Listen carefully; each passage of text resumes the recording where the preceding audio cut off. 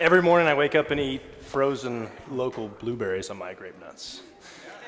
I teach high school biology at New Prairie High School, and my story tonight is one of sustainability and also innovation at New Prairie High School.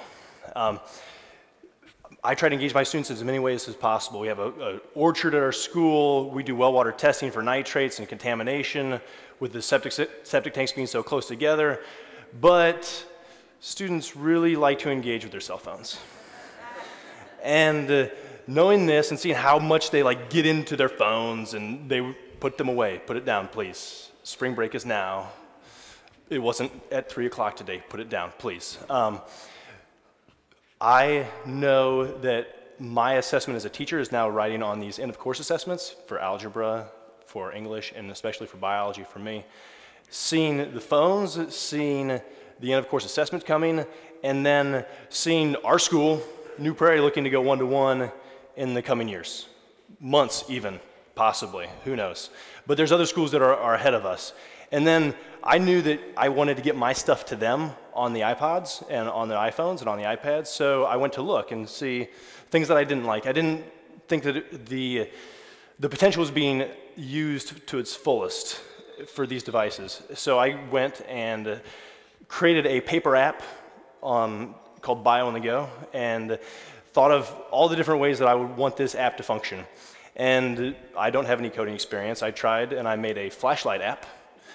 And after that, I went to Craigslist and showed the people on Craigslist a 30-second video of what I thought my app would look like. And then I show them my back-end data showing the correct answers and the incorrect answers and the standard correlation with the state of Indiana.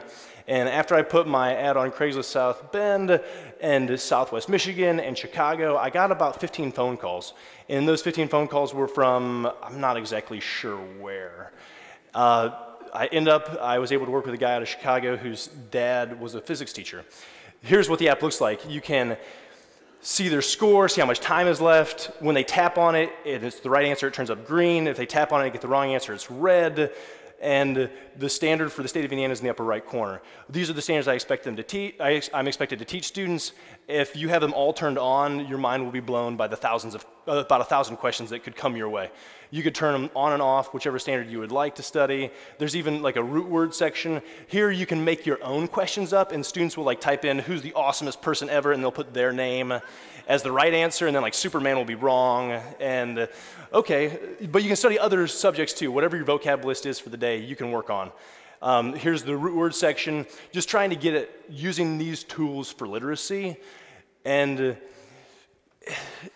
I feel a little bit torn because I like to do projects, I like to get hands-on, but this is a necessity today to get this stuff to students. Here is the reference section where I typed up my own glossary of the way that I define words, along with the textbook definitions, so students can get a, not dumbed down, but a more applicable way to understand the vocabulary.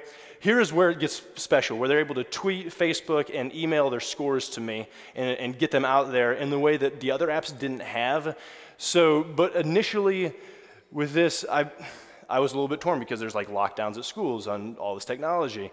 And here's what it looks like on my end week by week. If you notice a little spike, that's when a whole school purchased this app and got it for their devices for 50 cents a piece. And then usually I get about 1 or 2 a day because people don't like to buy apps, especially educational apps. I think they should be free. Here is month to month.